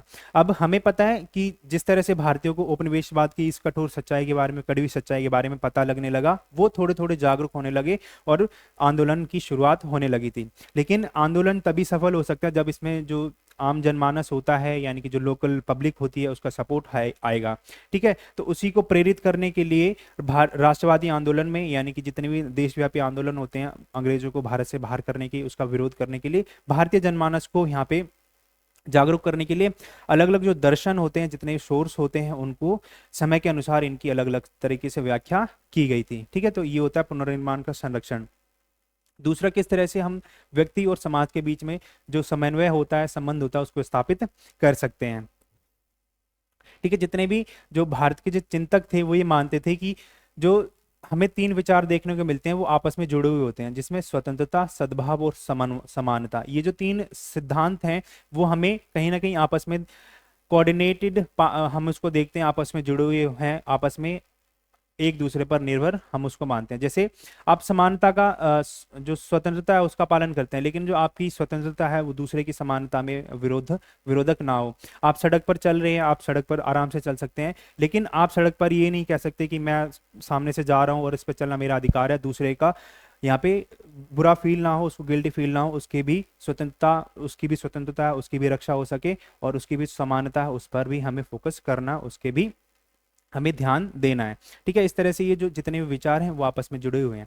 ठीक है, तो जब हम जो हमारा जो समाज है उसमें जितने भी व्यक्ति हैं वो समान भाव से, यानी कि समानता से स्वतंत्रता का आनंद लेते हैं। ठीक है, तो हम एक सामंजस्यपूर्ण जो समाज होता है उसको स्थापित कर सकते हैं। हमें पता है भारत में एक व्यवस्था चलती है जिसको हम वर्ण व्यवस्था कहते हैं, और दूसरी व्यवस्था होती है जिसको हम आश्रम व्यवस्था कहते हैं। वर्ण व्यवस्था में आपको पता है जो समाज होता है उसको 4 वर्णों में विभाजित किया जाता है, जिसका जो आधार होता है वो होता है लोगों का काम करना, और यानी कि उनका जो कर्म होता है वो समाज में इस व्यवस्था का आधार माना जाता है। जिसमें समाज को 4 वर्णों में विभाजित किया जाता है, जिसमें पहला है वर्ण, जो ब्राह्मण थे उनको पहले में रखा जाता है, दूसरे थे क्षत्रिय, तीसरे शूद्र और चौथे थे वैश्य। ठीक है, तो इन चारों को समाज में 4 भागों में विभाजित किया जाता था। ठीक है, तो काम के आधार पर इसमें विभाजित कर दिया। और दूसरा था आश्रम व्यवस्था। आश्रम व्यवस्था समाज में जीवन यापन करने की व्यवस्था थी, जिसमें सबसे पहले आता है जो ब्रह्मचर्य था वो आता है, दूसरा गृहस्थ आश्रम, तीसरा था संन्यास और चौथा था वानप्रस्थ आश्रम। ठीक है, तो ये जो व्यवस्थाएं थी इसको समाज में एक आदर्श व्यवस्था माना जाता है, समाज में एक सामाजिक आदर्श व्यवस्था के रूप में हम इसको जानते हैं, जो कि भारत में चलती आ रही थी। अब किस तरह से इन्होंने जो मानव है और प्रकृति है उसके बीच में संबंध स्थापित करने की बात की थी। जो हमें यहाँ पे एक चीज देखने को मिलती है, जो पश्चिम है यानी कि जो वेस्ट कंट्रीज हैं वो ज्यादा से ज्यादा फोकस करते हैं कि जो नेचर है हम उसको कंट्रोल में करें, यानी कि जो श्रेष्ठता है वो मनुष्य में होती है और मनुष्य प्रकृति से भी श्रेष्ठ है। लेकिन जो भारत है, भारत का जो चिंतन है उसमें हमें ये सब देखने को नहीं मिलता है। यहाँ पे हम बात करते हैं कि मनुष्य और प्रकृति किस तरह से आपस में कोऑर्डिनेट कर सकते हैं। हमें प्रकृति पर विजय नहीं पानी, हमें उसके साथ कोऑर्डिनेट होकर अपना काम करना है और अपना विकास करना है। ठीक है, तो जितने भी चिंतक थे भारतीय वो मानव और प्रकृति के बीच में सामंजस्यपूर्ण यानी कि कोऑर्डिनेटेड रिलेशन में ज्यादा बिलीव करते थे, उस पर ज्यादा विश्वास करते थे। हमें एक दर्शन देखने को मिलता है जिसका नाम है एकात्म मानववाद। ठीक है, तो एकात्म मानववाद था जो पंडित दीनदयाल उपाध्याय के द्वारा दिया गया था, और इसमें फोकस किया गया था कि जितना भी हम काम करते हैं उसका जो केंद्र बिंदु है वो व्यक्ति होना चाहिए, यानी कि नागरिक होना चाहिए, और इसी के साथ में हमें प्रकृति के साथ में कोऑर्डिनेट करके काम करना है। ठीक है, तो अभी के लिए आप इतना इसको समझ सकते हैं। जैसे जो टैगोर और जो गांधी थे वो क्या करते थे, मनुष्य और प्रकृति के बीच में संबंधों पर भी जोर देते थे, और ये कहते थे कि जो भौतिकतावादी संस्कृति है वो हमारी जड़ों को खा रही है, जो भारतीय संस्कृति है उसको उसको खा रही है। इसलिए हमें जो हमारी प्रकृति है और जो पर्यावरण है उसके साथ में जो आध्यात्मिक एकता होती है उस पर हमें फोकस करना है, यानी कि जो हमारी स्पिरिचुअलिटी होती है उसको प्रकृति के साथ में, नेचर के साथ में कोऑर्डिनेटेड होकर हमें काम करना है, और हमें अपना विकास इस तरीके से करना है कि जिससे कि प्रकृति का नुकसान ना हो। अब राज्य पर जितने भी चिंतक थे उनका क्या विचार था। राज्य को मैं आपको एक डेफिनेशन देता हूं। राज्य की पहले कोई एक परिभाषा नहीं थी, कोई एक स्पष्ट परिभाषा नहीं थी। उसके बाद में हमें कुछ टाइम के बाद कुछ सम्मेलन हुए थे जिसमें सभी देशों के प्रमुखों को बुलाया गया था। वहां पर राज्य की एक प्रिसाइज डेफिनेशन को बताया गया था। इसमें 4 तत्वों के बारे में मेनली बात करी गई थी, जिसमें सबसे पहले कि उस क्षेत्र राज्य की ऐसी इकाई होती है जिस पर उसका एक निश्चित क्षेत्र हो। ठीक है, एक ऐसी इकाई होती है जिसका कोई एक निश्चित क्षेत्र हो, उस पर उसका नियंत्रण हो, यानी कि उसकी संप्रभुता हो, जिसकी जो सीमा होती है वो निश्चित होनी चाहिए, और वहां पर एक जनसंख्या होनी चाहिए। ठीक है, और वहां पर सरकार का शासन होना चाहिए। ठीक है, तो एक ऐसी इकाई हम इसको कह सकते हैं, निश्चित क्षेत्र होना चाहिए, संप्रभुता होनी चाहिए, सरकार होनी चाहिए, और जनसंख्या का निवास वहां पे होना चाहिए, तभी उस इकाई को हम राज्य कह सकते हैं। ठीक है, तो हमें कहीं नहीं कहीं स्पष्ट रूप से ये देखने को नहीं मिलता कि जो भारतीय चिंतक थे उन्होंने राज्य के बारे में बात करी थी। लेकिन इससे हम ये नहीं कह सकते कि जितने भी भारतीय चिंतक थे वो राजनीतिक विरोधी थे, यानी कि राज्य की इस व्यवस्था के विरोधी थी, उसको समर्थन नहीं देते थे। हमें कहीं पर ये देखने को मिलता है किसी किसी सोर्सेज में जितने भी भारतीय चिंतक थे वो सरकार और राज्य को समाज के एक अनिवार्य अंग के रूप में मान्यता देते थे, उसको स्वीकार करते थे। ठीक है, भारतीय चिंतक जितने भी थे वो सामाजिक व्यवस्था के सुचारू संचालन के लिए राज्य को एक आवश्यक अंग के रूप में, आवश्यक तत्व के रूप में मानते थे। जैसे जो डॉक्टर भीमराव अंबेडकर थे, बाबा साहब अंबेडकर थे, उन्होंने समाज में जितने भी कमजोर वर्ग थे, वंचित वर्ग थे, उनके अधिकारों की रक्षा के लिए और उनकी उन्नति के लिए राज्य की भूमिका पर, उसके महत्व पर काफी ज्यादा जोर दिया था। हमें देखने को मिलता है पंथ निरपेक्षता। पंथ निरपेक्षता से तात्पर्य होता है समाज में जितने भी धर्म होते हैं, जितने भी समुदाय होते हैं, उनके बीच में किस तरह से हम कोऑर्डिनेट कर सकते हैं, किस तरह से सामंजस्यपूर्ण संबंध स्थापित कर सकते हैं। जो पश्चिमी देश थे वहां पर पंथ निरपेक्षता का अलग अर्थ होता है, और भारत में जो था धर्म का अलग अर्थ होता है। ठीक है, तो जो पंथ निरपेक्षता थी पश्चिमी देशों के अनुसार वो ये मानते थे कि जो राज्य होता है, यानी कि जो स्टेट होती है, जो गवर्नमेंट होती है, उसको और धर्म को, हमें उसके बीच में कोई भी रिलेशन नहीं रखना चाहिए। राज्य को धर्म से बिल्कुल अलग कर देना चाहिए, उसको पूर्ण पृथक कर देना चाहिए। इसके लिए इन्होंने काफी ज्यादा सपोर्ट करते थे पश्चिमी देश। ठीक है, भारत में जब ये ब्रिटिश शासन आया था, पंथ निरपेक्षता की अपनी पश्चिमी परिभाषा को यहाँ पे थोपने का प्रयास किया था, उसको स्थापित करने का प्रयास इन्होंने किया था। अब भारत की अगर हम बात करते हैं तो यहाँ में धर्म का एक अलग अर्थ देखने को मिलता है। धर्म को हम मान सकते हैं कि ये जो होता है धर्म भारत में एक राज्य का मार्गदर्शक होता है। हम अगर प्राचीन राजाओं के बारे में बात करते हैं तो वहां पर कुछ जो धार्मिक गुरु होते थे उनको एक उच्च पदवी दी जाती थी, एक उच्च स्थान दिया जाता था, जहां पर वो राजा का मार्गदर्शन करते थे और उनको धर्म का प्रतीक माना जाता था। ठीक है, तो हम कह सकते हैं कि जो धर्म होता है राज्य का मार्गदर्शक होता है, जो कि समाज के नैतिक उत्थान के लिए एक माध्यम हो सकता है, एक साधन हो सकता है। जो भारत था उसने धर्म को सार्वजनिक मामले के रूप में स्वीकार किया था, यानी कि धर्म को कभी भी हम राज्य से अलग नहीं कर सकते हैं, उसको हमेशा अपने जो सार्वजनिक जीवन होता है, सामाजिक जीवन होता है, हमें उसमें लाना पड़ेगा, और जितनी भी हमारी समस्याएं होती हैं, सामाजिक समस्याएं होती हैं, हम उसका समाधान धर्म के आधार पर, नैतिकता के आधार पर कर सकते हैं। गांधी जी की स्टेटमेंट है, उन्होंने कहा था कि जो धर्म है उसके बिना हम राजनीति की कल्पना ही नहीं कर सकते, यानी कि धर्म के बिना जो राजनीति है वो धर्म के अनुसार, धर्म के बिना राजनीति की कल्पना ही अकल्पनीय है, यानी कि धर्म के बिना हम राजनीति की कल्पना नहीं कर सकते हैं। लेकिन उन्होंने आगे ये भी कहा था कि धर्म हमारे काम करने का एक तरीका होता है, एक माध्यम होता है। ठीक है, एक माध्यम बना रहना चाहिए, लेकिन हमें ये सावधान रहना चाहिए कि समय के अनुसार धर्म की जो परिभाषा होती है उसका क्या अर्थ होता है, उससे भी हमें सावधान रहना चाहिए। धर्म की आप किसी भी लेवल पर व्याख्या देख सकते हैं। आप धर्म को अगर किसी एक समुदाय के उसमें संगठित संकुचित अर्थ में देखते हैं तो आपकी जो सोच है वो बहुत संकीर्ण है। धर्म के अलग अलग समय पर अलग अलग अर्थ निकल कर आते हैं। धर्म का तात्पर्य सत्य भी होता है, धर्म का तात्पर्य नैतिकता से भी होता है, धर्म का तात्पर्य समुदाय से भी होता है, और धर्म का तात्पर्य जीवन की एक पद्धति के रूप में भी होता है। ठीक है, तो उन्होंने यही बात की थी, धर्म का जो अर्थ होता है उससे हमें सावधान रहना चाहिए। समाज में जितने भी व्यक्ति होते हैं धर्म को किस तरह से परिभाषित करते हैं, जितने राजनेता होते हैं धर्म को किस तरह से परिभाषित करते हैं, तो लोगों को उस चीज के बारे में बहुत ज्यादा सावधान रहने की जरूरत है। अब जो सामाजिक सुधार थे और सामाजिक न्याय था उन पर ये चिंतक थे वो किस तरह से सोचते थे। जब अंग्रेज भारत में आए थे उन्होंने उपनिवेश बनाने में सफल इसलिए हो पाए थे क्योंकि जो भारत था वो राजनीतिक रूप से काफी ज्यादा विभाजित था। राजनीतिक रूप से विभाजित होने का तात्पर्य था भारत में एक जो केंद्रीकृत शक्ति थी, एक सेंट्रल अथॉरिटी, उसकी हमें कमी देखने को मिलती है, और भारत में छोटे छोटे राज्य थे वो अलग अलग शासन कर रहे थे, उनके बीच में आपसी मतभेद थे, जिसकी वजह से अंग्रेजों ने उनके बीच में फूट डालने का काम किया और अपने जो शासन था, अपना उपनिवेशवाद था, उसको बढ़ाने का, अपनी साम्राज्यवादी विस्तार नीति को बढ़ाने का काम उन्होंने यहाँ पे किया था। हमें पता है जो भारत था उसमें जाति, धर्म, लिंग, ठीक है, जैसे कई सारे विभेद थे। यहाँ पर कोई जो व्यक्ति है वो स्वयं को दूसरे से श्रेष्ठ मानता था, ठीक है, उनके जो बुनियादी मानवाधिकार थे उनका हनन करके इस श्रेष्ठता को सिद्ध करता था। यानी कि हर कोई व्यक्ति कहता था जाति में मैं श्रेष्ठ हूँ, मेरा धर्म ऊंचा है, और पुरुष जो है स्त्री से श्रेष्ठ गुना अच्छे हैं, ठीक है। इन्हीं के कारण समाज में जो अलग अलग व्यक्ति थे उनके जो अधिकार थे, मानवाधिकार थे, उनका हनन होता था और एक दूसरे की श्रेष्ठता में ये लगे रहते थे, जिससे कि समाज में काफी ज्यादा असंतुलन आता था, काफी ज्यादा संघर्ष हमें देखने को मिलता है। अब यहाँ पे क्या था, जब अंग्रेज भारत में आए थे, मैंने आपको बताया था कि उनका जो मेन मकसद था, मेन मोटिव क्या था कि वो समाज, जो भारत की जो आर्थिक व्यवस्था थी उस पर अपना नियंत्रण स्थापित करना चाहते थे। लेकिन साथ साथ में उनका लालच बढ़ता गया और वो राजनीतिक व्यवस्था में भी हस्तक्षेप करने लगे थे। और साथ साथ में क्या हुआ कि उन्होंने अपनी शिक्षा पद्धति को भी शुरुआत भारत में कर दी थी, ठीक है, अपना उनकी जो संस्कृति थी उसको भी भारत में थोपना स्थापित कर दिया था। अब क्या हुआ कि जो हमारी सामाजिक व्यवस्था थी उसमें उनका शुरू में तो कोई हस्तक्षेप नहीं था, लेकिन साथ में उन्होंने उस टाइम के बाद में, कुछ समय के बाद में हस्तक्षेप करना स्टार्ट कर दिया, क्योंकि भारत में कई सारे बुद्धिजीवी वर्ग, स्कॉलर्स का एक वर्ग उभर कर आ रहा था, ठीक है। उन्होंने मांग करी थी कि भारत में भी अंग्रेजों को इस सामाजिक व्यवस्था के खिलाफ में भी कोई नियम कानून लेके आने पड़ेंगे। तब हम बात करते हैं कि कई सारे विचारकों ने, समाज सुधारकों ने इस टाइम पर काफी ज्यादा काम किए, जिसमें हमने बात करी राजा राम मोहन रॉय के बारे में, ज्योतिबा फूले के बारे में, और गोविंद महादेव रानाडे के बारे में। अलग अलग जो चिंतक थे, समाज सुधारक थे, उन्होंने यहाँ पे इन चीजों की मांग की थी।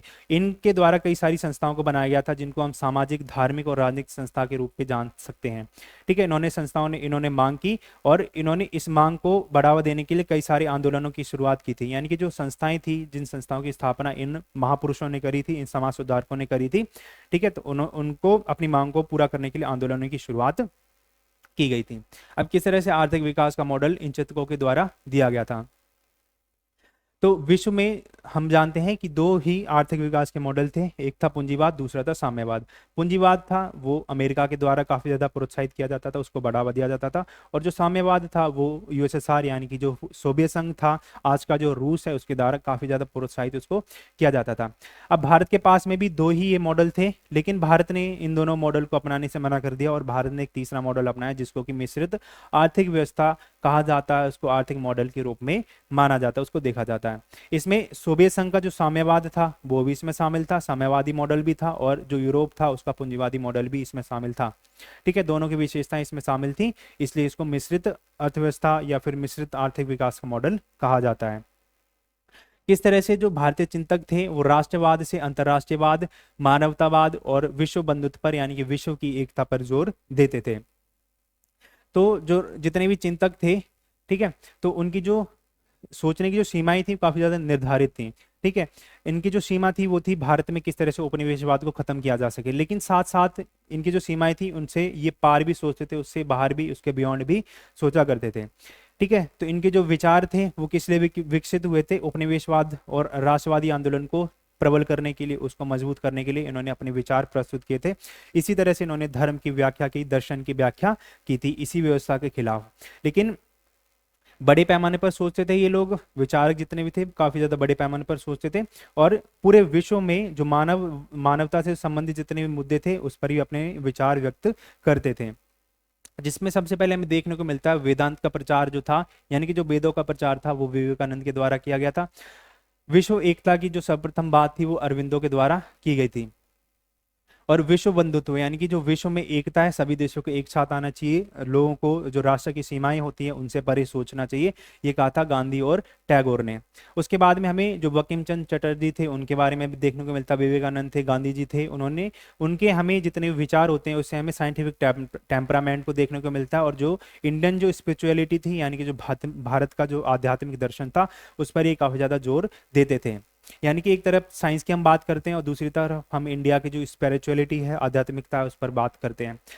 इन जितने भी विचारक थे वो एक ऐसी व्यवस्था को स्थापित करना चाहते थे, विश्व की व्यवस्था को स्थापित करना चाहते थे जहां पर मानवता को पुनः परिभाषित किया जा सके, क्योंकि जब जो विश्व की जो शक्ति थी वो यूरोप पर केंद्रित हो गई थी, वहां से एक गलत अवधारणा सामने आने लगी, जहां पर जो मानव है भौतिकतावाद का शिकार होने लगा, मानव एक दूसरे को शत्रु मानने लगा। वहां पर उन्होंने कुछ टाइप के मॉडल दिए, जैसे पूरे विश्व में अलग अलग मॉडल को प्रस्तुत किया गया था, जिसमें पूंजीवाद हमें देखने को मिलता है, साम्यवाद देखने को मिलता है, जहां पर विचारों की लड़ाई शुरू हो गई थी। लेकिन इसी के बीच में जो भारत के जितने विचारक थे वो एक ऐसी व्यवस्था को बनाना चाहते थे जहां पर जो मानव है एक दूसरे का शत्रु ना होकर एक दूसरे का बंधु बांधव बन सके, उनके बीच में एक ऐसी व्यवस्था लाई जा सके जिससे कि सभी जो मानव हैं, सभी व्यक्ति हैं, एक दूसरे से के साथ प्रेम से रह सकें। इसीलिए हमें एक ऐसी व्यवस्था लानी पड़ेगी, यानी कि जो मानवता की जो परिभाषा है उसको हमें दोबारा से परिभाषित कर।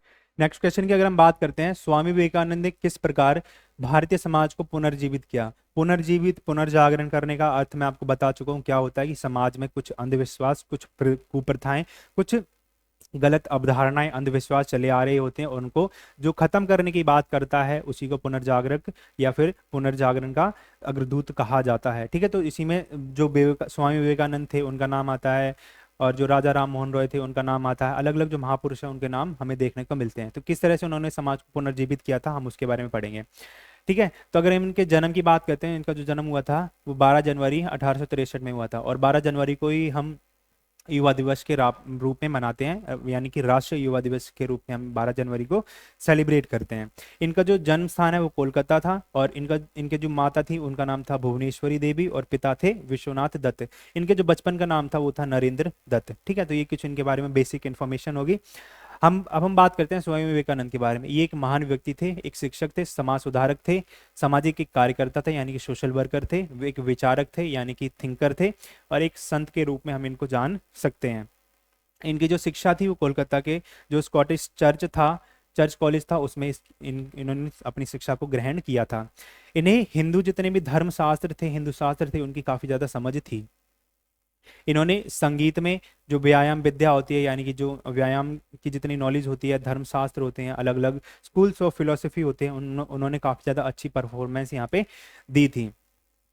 वे जो पश्चिमी दर्शन था, यानी कि जो जितनी भी स्कूल्स ऑफ वेस्टर्न फिलोसफी थे उनके बारे में जानकारी थी, और जो हिस्ट्री थी उनके बारे में भी यहाँ पे इनका जानकार कहा जाता है इनको। जो स्वामी विवेकानंद थे उनका क्या क्या महत्वपूर्ण योगदान था, अब हम उसको देखते हैं। तो इन्होंने आध्यात्मिक पुनरुत्थान की बात की थी, यानी कि जो भारतीय अध्यात्म है उसको हम किस तरह से पुनर्जीवित कर सकते हैं उसके बारे में बात की थी। राष्ट्रवाद को किस तरह से हम बढ़ा सकते हैं, और हमारी जो गौरवशाली संस्कृति है हम उसको किस तरह से दोबारा से फॉलो कर सकते हैं। समाज में जितनी गलत प्रथाएं चली आ रही थी, समाज में सुधार करने का काम इन्होंने किया था, ये इनका इंपॉर्टेंट योगदान है। शिक्षा के बारे में भी इन्होंने काफी ज्यादा प्रचार किया था, और इन्होंने युवाओं के बारे में एक स्पेशल बात की थी, किस तरह से युवा अपने आप में देश का भविष्य होते हैं और देश को, समाज को आगे बढ़ाने का काम कर सकते हैं। ठीक है, सबसे पहले हम बात करते हैं आध्यात्मिक पुनरुत्थान के बारे में। तो जो विवेकानंद थे वो हिंदू आध्यात्मिकता को पुनर्जीवित करने की बात करते थे, वेदांत की सार्वभौमिकता यानी कि वेद ही सब कुछ है उसकी यूनिवर्सलिटी पर बात करते थे। अलग अलग जो धर्म है उनके बीच में हम किस तरह से कोऑर्डिनेशन कर सकते हैं, सामंजस्यता पर इनकी काफी ज्यादा जोर दिया करते थे। इन्होंने हिंदू धर्म को एक गतिशील और समावेशी आस्था के रूप में हिंदू धर्म को बताया था, जो आधुनिक समाज की जो जितनी भी आध्यात्मिक जरूरतें हैं, उनकी आवश्यकताएं, उनको पूरा करने में इनको सक्षम माना था। अब हुआ था, आपको पता है, जो 1893 था उसमें शिकागो में एक विश्व धर्म संसद हुई थी, जहां पर स्वामी विवेकानंद ने अपना एक भाषण दिया था, जहां से ही उनके भाषण से ही जो वेदांत है यानी कि वेदों के बारे में, भारत की जो योग परंपरा थी उसके बारे में जितनी पश्चिमी दुनिया थी वो दिलचस्पी लेने लगी थी, किसमें, भारतीय आध्यात्मिकता में। ठीक है, उसकी रुचि जगने लगी थी। अब राष्ट्रवाद के बारे में उन्होंने क्या कहा था, तो ये राष्ट्रीय गौरव और एकता की भावना पैदा करना चाहते थे भारतीयों में। अब उन्होंने आत्मसम्मान, आत्मनिर्भरता और सांस्कृतिक विरासत के पुनरुत्थान के महत्व पर इन्होंने काफी ज्यादा जोर दिया था। हमें अपना जीवन व्यतीत करना आत्मसम्मान से, हमें आत्मनिर्भर होना पड़ेगा, और जो हमारी संस्कृति है हमें उसको एक विरासत के रूप में संरक्षित करना पड़ेगा, तभी हम एक समाज, एक सोसाइटी के रूप में, एक देश के रूप में अपना विकास कर सकते हैं, अपना उद्धार कर सकते हैं। ठीक है, तो जो स्वामी विवेकानंद थे उनके अनुसार क्या था कि जो भारत की जो सबसे बड़ी परंपरा थी वो थी उसकी आध्यात्मिकता, और अगर हमें देश का पुनरुत्थान करना है तो ये काफी ज्यादा इंपॉर्टेंट हो जाता है कि हमें इसको सहेजना पड़ेगा, उसको फिर से खोजना पड़ेगा और इसका संरक्षण करना पड़ेगा। सामाजिक सुधार के बारे में उन्होंने क्या कहा था उसको देखते हैं एक बार। तो सामाजिक सुधार और वंचित वर्ग जितने थे उनके विकास के लिए, उसके उत्थान के लिए उन्होंने यहाँ पे बात की थी। समाज में जितने भी जाति आधारित जितने भेदभाव थी, अस्पृश्यता थी यानी कि अनटचेबिलिटी थी, उसको, सामाजिक असमानताओं को खत्म करने की बात की थी, खत्म करने का आह्वान इन्होंने किया था। जो स्वामी विवेकानंद थे वो सामाजिक परिवर्तन में शिक्षा के महत्व पर काफी ज्यादा जोर देते थे और जनता के सशक्तिकरण में शिक्षा का बहुत ज्यादा योगदान ये मानते थे। अब शिक्षा पर इनके क्या विचार थे, एक बार उसको देखते हैं। तो जो स्वामी विवेकानंद थे उन्होंने सामाजिक विकास में जो शिक्षा थी उसकी भूमिका पर काफी ज्यादा जोर दिया था, काफी ज्यादा इंपॉर्टेंट मानते थे। उन्होंने कुछ संस्थाओं की स्थापना की थी जिसमें रामकृष्ण मिशन और रामकृष्ण मठ की स्थापना की थी। कुछ संस्थाएं थी जो जितने भी समाज में वंचित वर्ग थे उनकी शिक्षा पर यानी कि एजुकेशन पर, उनकी हेल्थ पर और उनकी हेल्प करने में सहायता में काफी ज्यादा इंपॉर्टेंट भूमिका देते थे। ये जितने भी संस्थान थे सारे के सारे, ठीक है। तो शिक्षा के बारे में विवेकानंद कहते थे कि अगर हमें पूरे अपना समग्र विकास करना है, एक समाज, ठीक है, अगर हमें प्रगतिशील समाज की स्थापना करनी है तो हमें अपना जो समग्र विकास होता है यानी कि जो होलिस्टिक डेवलपमेंट होता है, ओवरऑल डेवलपमेंट होता है, हमें उस पर फोकस करना चाहिए, जिसमें हमारा जो शारीरिक विकास होता है, मानसिक विकास होता है और आध्यात्मिक विकास होता है, उस पर ध्यान देना चाहिए। इसी तरह से हम एक मजबूत और एक प्रोग्रेसिव सोसाइटी की स्थापना कर सकते हैं, उसका निर्माण कर सकते हैं। युवा सशक्तिकरण पर इन्होंने क्या कहा था, एक बार उसको देखते हैं। तो इन्होंने ये कहा था जितने भी युवा होते हैं वो समाज में एक सकारात्मक परिवर्तन ला सकते हैं, ठीक है, उनके अंदर इतनी क्षमता है। लेकिन उन्होंने कहा था कि जो युवा होते हैं वो देश का भविष्य होते हैं यानी कि फ्यूचर होते हैं हमारी कंट्री का, ठीक है। तो वो समाज में सकारात्मक परिवर्तन लेके आ सकते हैं अगर उनके पास नैतिक और बौद्धिक क्षमता है, ठीक है। तो बौद्धिक और नैतिक क्षमता उनके पास होनी चाहिए, तभी वो समाज में एक सकारात्मक परिवर्तन यानी कि पॉजिटिव चेंज लेके आ सकते हैं। तो विवेकानंद से थे, उन्होंने जो जितने भी युवा थे, भारतीय युवा थे, उनको मानवता और देश की सेवा के लिए तत्पर रहने के लिए बोला था, उनको समर्पित होने के लिए प्रेरित किया था। निष्कर्ष में हम ये लिख सकते हैं जितने जो स्वामी विवेकानंद थे उनके विचारों ने आध्यात्मिकता, जो आध्यात्मिक विरासत थी उसको पुनर्जीवित करने, राष्ट्रीय गौरव को बढ़ावा देने के लिए और समाज सुधार को बढ़ावा देने के लिए शिक्षा की वकालत करके और युवाओं को सशक्त बनाकर भारतीय समाज को पुनर्जीवित किया था। तो ये कुछ लाइनें हैं जिसको हम निष्कर्ष में लिख सकते हैं। समाज के अंतर्गत जो जाति और जेंडर था उस पर रमाबाई द्वारा की गई आलोचना की व्याख्या करनी है, उसका परीक्षण करना है, ठीक है। तो सबसे पहले हम इनके जन्म की बात करते हैं। तो इनका जो जन्म था 23 अप्रैल 1858 को हुआ था। इनका जो जन्म स्थान है, कई लोग इसको करावली भी मानते हैं और आपकी बुक में मंगलौर जिला माना गया था, ठीक है। तो मंगलौर जिला में इनका जन्म हुआ था। उस टाइम पे जो मंगलौर जिला था वो महाराष्ट्र में पड़ता था, लेकिन आज के टाइम पे जो मंगलौर है वो कर्नाटका में हमें देखने को मिलता है, ठीक है। इनकी जो माता थी वो लक्ष्मीबाई थी और इनके जो पिता थे वो अनंत शास्त्री थे। इनका जो जन्म है हिंदू ब्राह्मण परिवार में हुआ था, ठीक है। तो इनका जो व्यक्तित्व था वो एक शिक्षित व्यक्ति थी, निर्भीक थी, श्रेष्ठ गुणों से थी, एक विद्रोही किस्म की इनका व्यक्तित्व था। पितृसत्तात्मक समाज था उसकी कटु आलोचक थी, यानी कि काफी ज्यादा इसका विद्रोह करती थी और ये चिंतक थी समाज के लिए। समाज में जितने भी पिछड़े वर्ग होते हैं, महिलाएं होती हैं, उनके लिए चिंतन का कार्य करती थी, किस तरह से उनका विकास किया जा सकता है, उनका उद्धार किया जा सकता है, इसके बारे में सोचा करती थी। जब ये 8 वर्ष की थी तभी से इनकी शिक्षा प्रारंभ हो गई थी और 22 वर्ष की उम्र तक आते आते ये संस्कृत की एक प्रखर विद्वान बन गई थी। इनको हिब्रू, बांग्ला, मराठी, कन्नड़, इस तरह की कई 7 लैंग्वेजेस थी, 7 भाषाएं थी, उनका इनको ज्ञान था।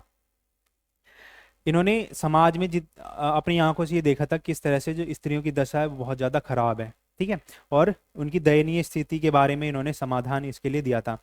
1882 में जब हंटर कमीशन बना था तो उस एजुकेशन से रिलेटेड, तो उस टाइम पर अंग्रेजों ने, अंग्रेजी जो प्रशासन था उन्होंने भारत के कुछ लोगों से सलाह मशवरा सिफारिशें मांगी थी किस तरह से हम इसका ड्राफ्ट तैयार कर सकते हैं। तो उनमें से जो एक व्यक्ति थी वो पंडिता रमाबाई थी, जिसके द्वारा अंग्रेजों ने इनसे समाधान मांगी थी, सिफारिशें मांगी थी किस तरह से हम भारतीय समाज में शिक्षा का प्रसार कर सकते हैं। इन्होंने वुमेन एजुकेशन पर काफी ज्यादा फोकस किया था, उसको हम आगे पढ़ेंगे। रमाबाई द्वारा लिंग की क्या अवधारणा दी गई थी उसके बारे में देखते हैं। आपको 2 टर्म यहाँ पे सुनने को मिल रहे होंगे, एक होता है जेंडर, दूसरा होता है सेक्स। जो जेंडर होता है, अगर हम दोनों का हिंदी में अर्थ देखते हैं तो लिंग ही निकलता है, लेकिन जेंडर का जो अर्थ होता है वो समाज में जितने भी जो वर्ग होते हैं, जो स्त्री और पुरुष होते हैं, उनके बीच में जो अंतर पाया जाता है उसको जेंडर कहा जाता है। और जो सेक्स होता है उससे तात्पर्य होता है कि जो किसी व्यक्ति का महिला या पुरुष होने का जो कारक होता है वो निर्धारित करता है सेक्स को, ठीक है। यानी कि जो सेक्स है वो एक बायोलॉजिकल कंस्ट्रक्ट है और जो जेंडर है वो एक सामाजिक कंस्ट्रक्ट है, यानी कि सोशल कंस्ट्रक्ट है। जेंडर को समाज ने बनाया है और सेक्स जो है वो प्राकृतिक माना जाता है, ठीक है। तो इन्होंने लिंग के बारे में क्या कहा था, तो हम जब जेंडर के अर्थ को समझते हैं तो उसका अर्थ निकलता है लिंग, जिसका क्या मतलब होता है स्त्री और पुरुष, ठीक है। लेकिन ये इसका रियल अर्थ नहीं होता है, क्योंकि मैं आपको बता चुका हूँ कि जितने भी हमें पुरुष और स्त्री के बीच में समाज में जितना अंतर पाया जाता है, उनके बीच में जो डिफरेंस देखने को मिलते हैं वो होता है लिंग के अंदर आता है, ठीक है। तो एक जो इसका स्पष्ट अर्थ होता है वो यही होता है कि स्त्री और जो पुरुष होता है उसके बीच में जो अंतर पाया जाता है, जो कि सांस्कृतिक और सामाजिक होता है, सामाजिक अंतर होता है, उसको जेंडर कहा जाता है। लेकिन अगर हम हिंदी में अर्थ देखते हैं तो जेंडर और सेक्स दोनों का ही अर्थ लिंग निकल कर आता है, ठीक है। तो इसका जो जेंडर था उसकी अवधारणा क्यों लाई गई थी, सबसे पहले हम उसको समझते हैं कि समाज में कुछ लोग थे, कुछ तत्व ऐसे थे, वो ये मानते थे कि जो स्त्री हैं वो शारीरिक रूप से प्राकृतिक रूप से कमजोर हैं, ठीक है। जो कमजोर जो स्त्रियों की जो कमजोर स्थिति है उसको जिम्मेदार मानने का जो कारण था वो था शरीर, ठीक है। तो उसी जो सोच थी, उसी सोच से निपटने के लिए, उसको जवाब देने के लिए जेंडर की अवधारणा को लेके आया गया था समाज के अंदर, ठीक है। अगर हम देखते हैं कि शरीर की वजह से यदि स्त्री और पुरुषों में अंतर पाया जाता है, ऊंच नीच होती है, तो स्त्री पुरुष में जो असमानता होती है जो कि एक प्राकृतिक तत्व बन जाती है, ठीक है। लेकिन ऐसा नहीं है, जेंडर की जो अवधारणा होती है उसके तहत सेक्स और जो शारीरिक लिंग है वो एक बात है, ठीक है। यानी कि सेक्स और जो लिंग होता है, यानी कि जो हमारा बायोलॉजिकल जो जेंडर होता है वो आता है सेक्स के अंदर, लेकिन जो जेंडर होता है उसके जो कंसेप्ट होता है वो अलग होता है। जेंडर को समाज ने बनाया है, यानी कि gender is a social construct, जो कि किसके बेसिस पे बनता है, सामाजिक और सांस्कृतिक, ठीक है।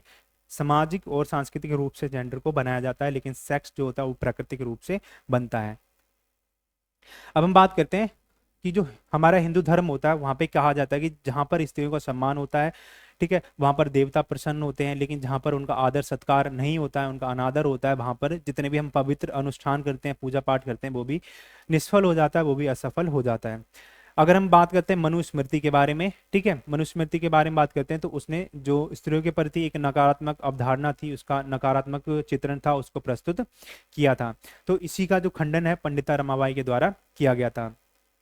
मनु थे वो ये कहते थे कि जो स्त्रियां हैं वो काम तथा क्रोध के वशीभूत, जो जितने विद्वान पुरुष होते हैं यानी कि ज्ञान पुरुष होते हैं उनको भी कुमार्ग गलत रास्ते पर जाने में सफल करती हैं, उसमें समर्थ होती हैं। यानी कि जो एक विद्वान पुरुष होता है उसको भी स्त्रियां अपने मोहजाल में फंसा लेती हैं और काम और क्रोध में उसको लिप्त कर देती हैं।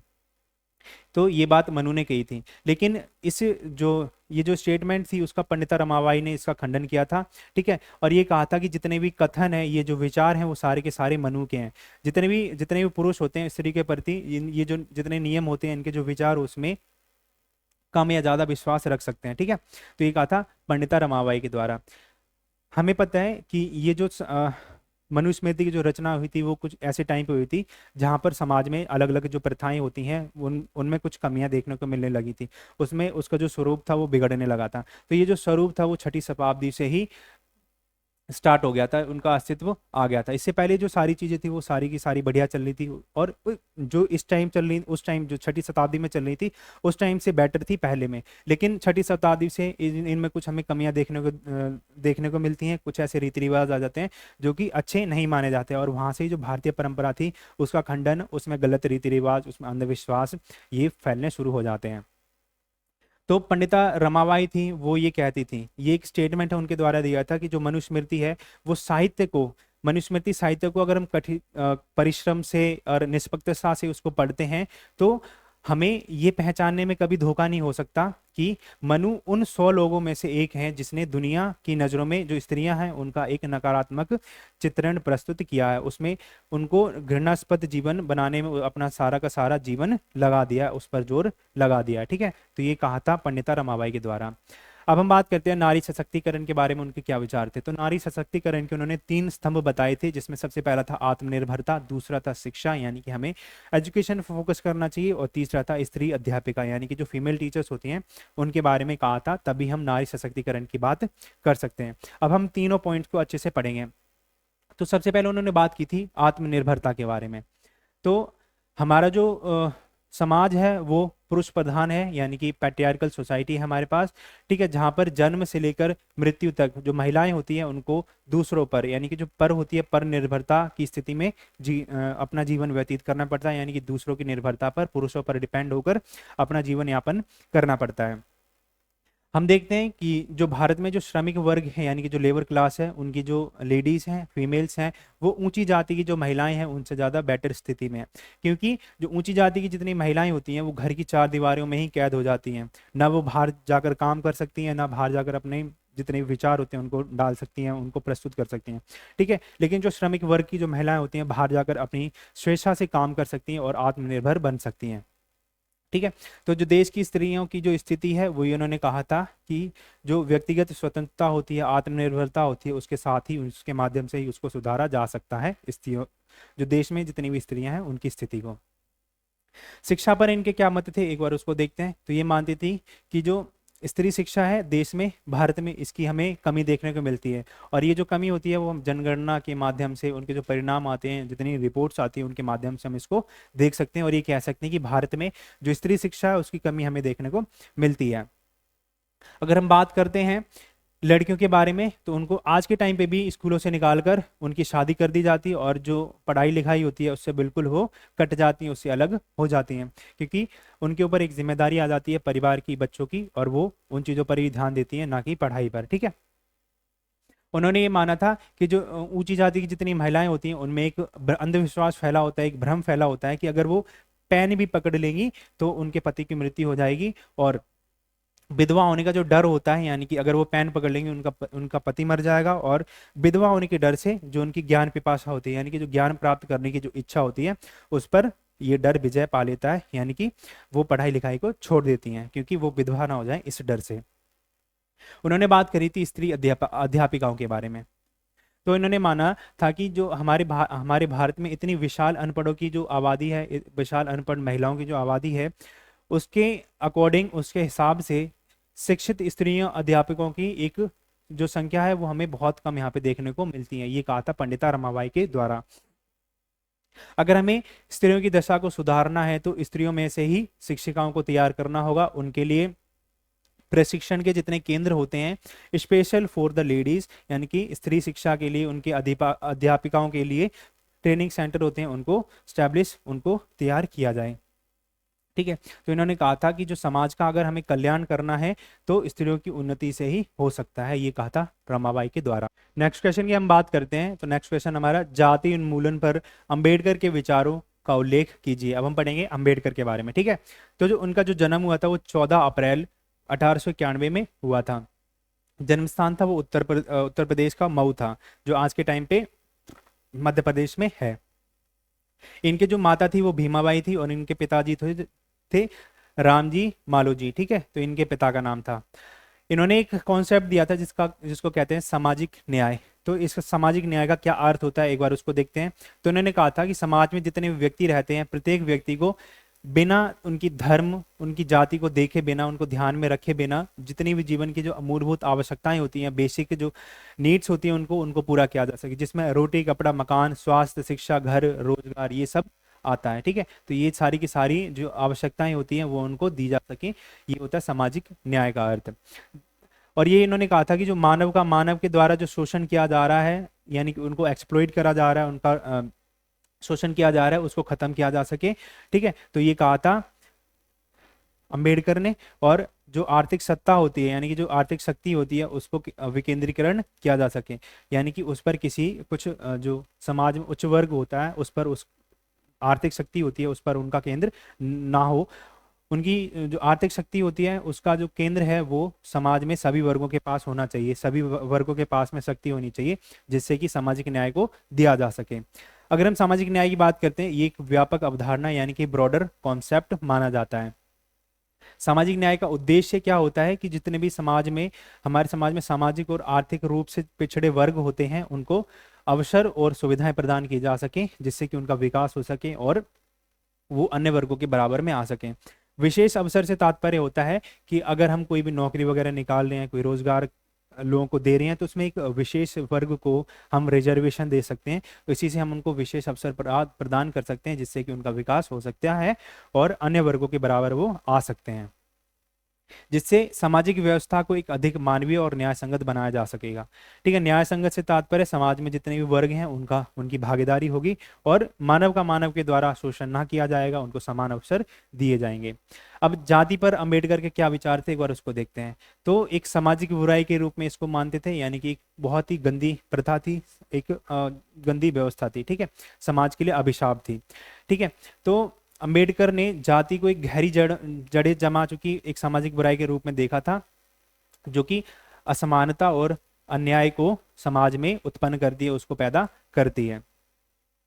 उसके अनुसार जो जाति व्यवस्था थी समाज को विभाजित करने का काम करती है और सामाजिक गतिशीलता में बाधा डालती है, यानी कि जो समाज होता है वो प्रोग्रेस करने की रास्ते पर होता है, जहां पर जो जाति प्रथा होती है वो इसमें कमी लेकर आती है और समाज को अलग अलग वर्गों में विभाजित कर देती है, जिससे कि समाज में असमानता और अन्याय पैदा होता है। ठीक है, तो ये था जो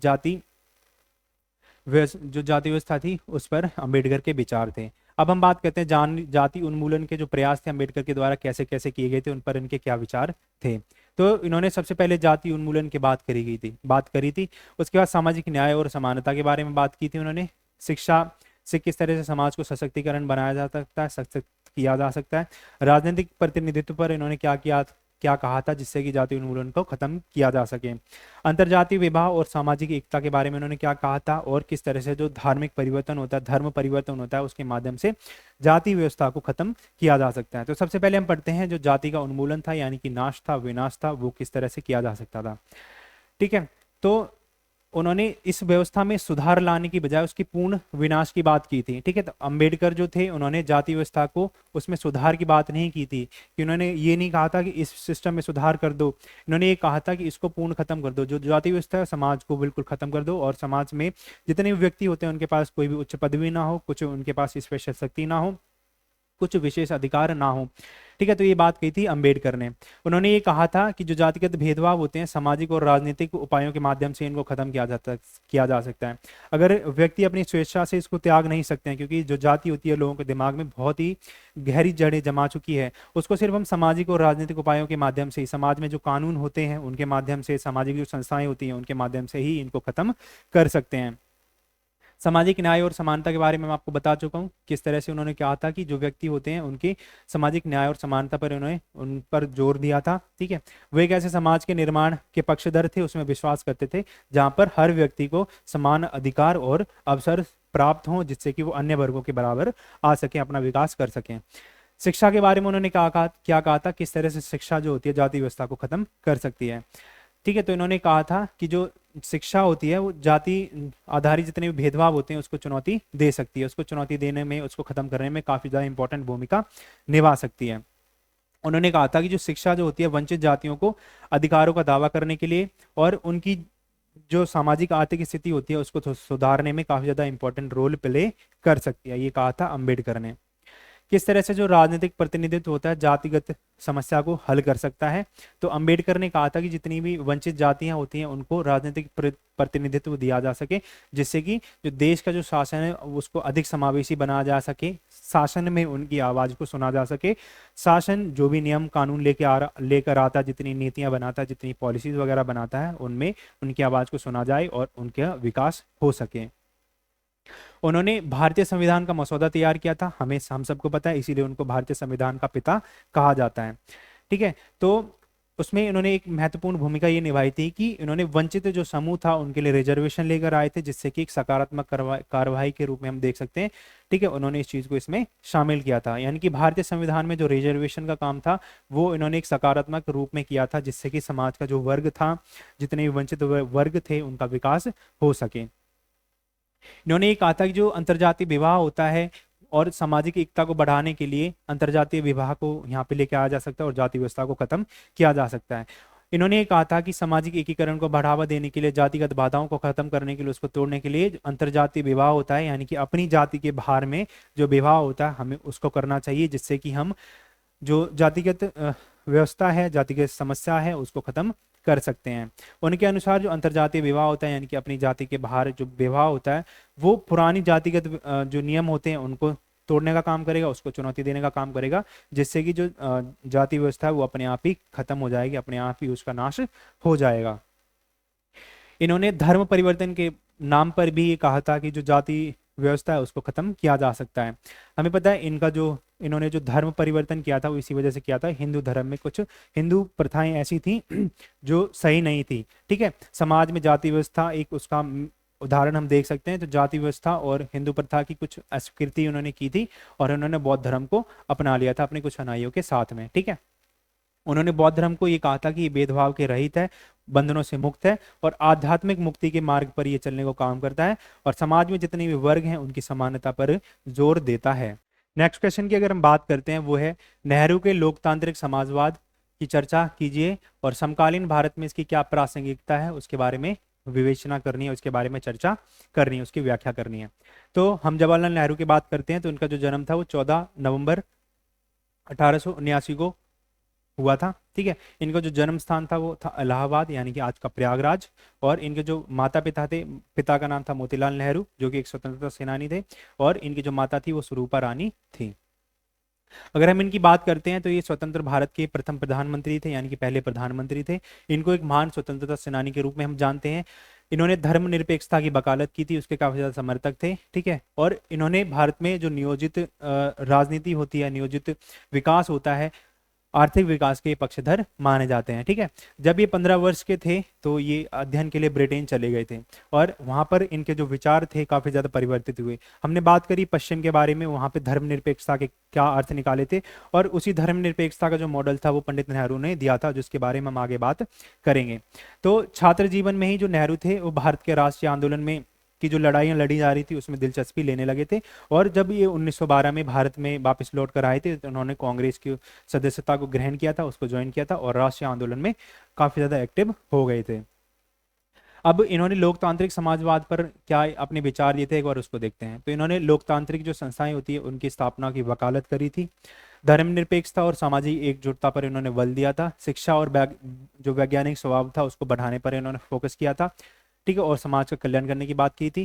किस तरह से औद्योगिकरण और आर्थिक योजना जो होती है समाज में समाजवाद को बढ़ावा दे सकती है और जो मिश्रित अर्थव्यवस्था का जो मॉडल होता है समाज में किस तरह से आर्थिक विकास कर सकता है उसके बारे में कहा था। और जो न्याय और समानता होती है उस पर इन्होंने क्या कहा था, हम आगे उसको चेक करेंगे, देखेंगे उसको। ठीक है, सबसे पहले बात करते हैं जो लोकतांत्रिक जो संस्थाएं होती हैं, जो डेमोक्रेटिक इंस्टीट्यूशंस होते हैं, उनके बारे में क्या कहा था। तो इन्होंने ये माना था कि जो लोकतांत्रिक संस्थाएं होती हैं जैसे चुनाव आयोग हो गया, हमारी जो न्यायपालिका होती वो हो गई, और जो समाज है वो एक समाजवादी लोकतंत्र के कामकाज के लिए काफी ज्यादा इंपॉर्टेंट हो जाते हैं। इन्होंने ये कहा था कि जो नागरिकों के जितने भी अधिकार होते हैं उनकी रक्षा के लिए, उनकी स्वतंत्रता की रक्षा के लिए लोकतांत्रिक संस्थाएं मजबूत होनी चाहिए, तभी जाकर हम नागरिकों के अधिकारों की रक्षा और उनकी स्वतंत्रता की रक्षा कर सकते हैं। धर्मनिरपेक्षता और सामाजिक एकजुटता के बारे में उन्होंने क्या कहा था, मैंने आपको बताया था कि पश्चिम के बारे में हमने बात करी थी, वहां पे धर्मनिरपेक्षता को इन्होंने राज्य से अलग करने की बात की थी, धर्म को राज्य से अलग करने की बात की थी। और उसी मॉडल को, धर्मनिरपेक्षता के मॉडल को पंडित नेहरू भारत में भी अप्लाई करना चाहते थे और वहां पर उन्होंने बात की थी कि जो भारतीय लोकतंत्र का जो मूल सिद्धांत है वो धर्मनिरपेक्षता, उसको हमें बढ़ावा देना है। ठीक है, तो उन्होंने कहा था कि राज्य से धर्म को बिल्कुल अलग कर दिया जाए और सभी धर्मों के साथ में समान व्यवहार किया जाए। ठीक है, तो ये इन्होंने इस चीज की बात की थी। जो नेहरू थे वो भारत में सामाजिक एकता और राष्ट्रीय एकता को बढ़ावा देना चाहते थे, जिसके लिए उन्होंने कहा था कि धर्म, जो भारत है उसमें धर्मनिरपेक्षता होनी चाहिए, उसको एक अनिवार्य तत्व के रूप में इन्होंने माना था उस चीज को। इन्होंने शिक्षा और विज्ञान पर काफी ज्यादा काम किया था, बढ़ावा दिया था उस चीज को। तो इन्होंने माना था जो आधुनिक समाज है हमारा उसमें शिक्षा और जो वैज्ञानिकता है, यानी कि जो साइंटिफिक टेम्परामेंट है, उस पर हम काफी ज्यादा फोकस कर सकते हैं, तभी हम भारतीय समाज का विकास कर सकते हैं, उसको मॉडर्न बना सकते हैं। उन्होंने शिक्षा को सशक्तिकरण और सामाजिक परिवर्तन के रूप में देखा था, एक अपॉर्चुनिटी के रूप में देखा था कि समाज का अगर हमें सशक्तिकरण करना है, समाज में कुछ पॉजिटिव चेंजेस लेकर आने हैं, तो हम शिक्षा को एक माध्यम, एक उपकरण के रूप में देख सकते हैं। उन्होंने आर्थिक विकास को आगे बढ़ाने के लिए जो वैज्ञानिक अनुसंधान होते हैं, जितनी भी रिसर्च वगैरह होती हैं, जितनी टेक्निकल जो नॉलेज होती है उसको प्रोत्साहित किया था, उसको बढ़ाने की बात की थी। औद्योगिकरण यानी कि जो इंडस्ट्रियलाइजेशन और आर्थिक योजना थी वो किस तरह से उन्होंने उसको प्रोत्साहित किया था, एक बार उसको देखते हैं। जो नेहरू थे जो थे।